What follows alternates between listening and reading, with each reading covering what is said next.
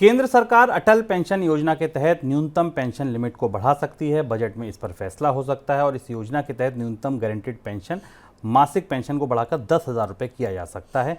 फिलहाल न्यूनतम पेंशन 5,000 रुपये है। सर, कितनी गुंजाइश दिखती है आपको? ये भी बजटों से पहले आने वाला एक प्रस्ताव है जो हमेशा आता है। हालांकि अगर सरकार चुनाव से पहले ऐसा करती होती तो संभावना ज़्यादा दिखती। इस समय जबकि बजट पर बड़ा दबाव है खर्च को सीमित करने का, वेलफेयर स्कीम को सीमित करने का, सरकार अटल पेंशन योजना में इतनी बड़ी बढ़ोतरी 5,000 से 10,000 करना शायद मुश्किल हो जाएगा, ऐसा लगता है। क्योंकि अटल पेंशन योजना में अभी करीब 64.4 मिलियन सब्सक्राइबर्स हैं। एक साल में इनकी सब्सक्राइबर्स की संख्या भी बढ़ी है। करीब 24% से ज़्यादा इनरोलमेंट्स बढ़े हैं अटल पेंशन योजना में। तो इस योजना की लोकप्रियता बढ़ रही है, लोग इसमें आ रहे हैं। लेकिन अब सरकार के लिए की चुनौती ये है कि इस स्कीम को बड़ा मेगा स्कीम के तौर पर लाया जाए या इसके साथ कुछ और पेंशन का एक बड़ा आर्किटेक्चर बनाया जाए। लेकिन इसको डबल करना इस बजट में संभव होगा, ये जरा देखने वाली बात होगी।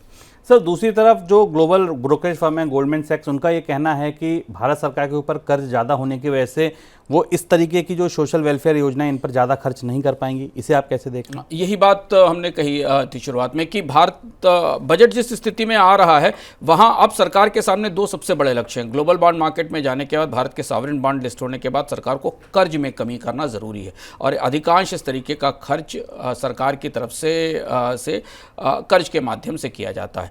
तो वेलफेयर स्कीम्स को पैसा देने का अब दस्तूर भी नहीं, क्योंकि चुनाव से निकल चुके हैं और चुनाव के बाद सरकार वापस आ गई है। तो वेलफेयर स्कीमों पर इस बजट में इतना बड़ा खर्च शायद नहीं होगा। सरकार इस बात की कोशिश करेगी कि जो कैपिटल एक्सपेंडिचर है, जहां पर सरकार पूंजी खर्च करती है, रोजगार लाने वाला खर्च करती, उसे कंटिन्यू क्या रखा जाए, उसे सस्टेन किया जाए और इसके बाद पूरे बजट को थोड़ा संतुलित रखकर राजकोषीय घाटे पर नियंत्रण किया जाए, क्योंकि उससे भारत की साख प्रभावित होने वाली है। तो इसलिए वेलफेयर स्कीम्स की स्थिति हस्ब मामूल वैसी ही रहेगी जैसी पहले से थी और सरकार इस बार अपने बजट की तस्वीर को बेहतर करने की कोशिश करेगी। वैसे भी इस बजट के बाद बजट पेश होते ही अगले 3 महीने बाद अगले बजट की तैयारियां शुरू हो जाएंगी। तो 2025 का जो अगला बजट आएगा 2025-26 का, उसे देखना करीब से ज़रूरी होगा। सरकार को ये भी तैयारी करनी होगी कि नया फिनांस कमीशन आएगा, उसकी रिपोर्ट आएगी और उसके बाद राज्य सरकारों के लिए आवंटन बढ़ाने पड़ेंगे। पे कमीशन की भी तैयारी अगले साल करनी होगी। तो ये जो दो बड़े खर्च हैं,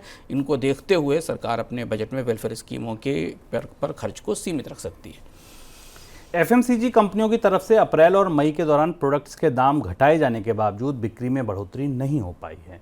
उल्टे पिछले साल के मुकाबले बिक्री घटी है। सर्वे एजेंसी नीलसन के मुताबिक अप्रैल और मई के दौरान वॉल्यूम आधारित बिक्री में तो कमी आई है, साथ में मूल्य आधारित सेल भी घटी है।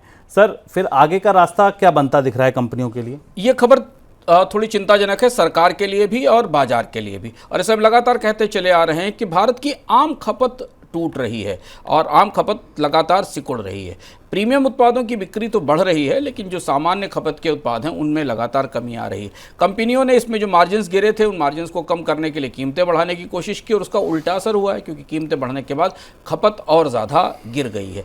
अब यह परिस्थिति एक चुनौतीपूर्ण परिस्थिति है एफएमसीजी कंपनियों के लिए, जिनके लिए वॉल्यूम ज़्यादा मैटर करते हैं। ज़्यादा मात्रा में सामान बेचना ज़्यादा मैटर करता है, भले ही वो कम कीमत के हों। अब यहाँ से कंपनियों की रणनीति में हमें बदलाव होता दिखाई देगा। चूँकि महंगाई, कच्चे माल की कीमतें और लागतों पर बोझ बराबर बना हुआ है, तो कंपनियां कोई बड़ी रियायत कीमतों की दृष्टि से नहीं दे सकती।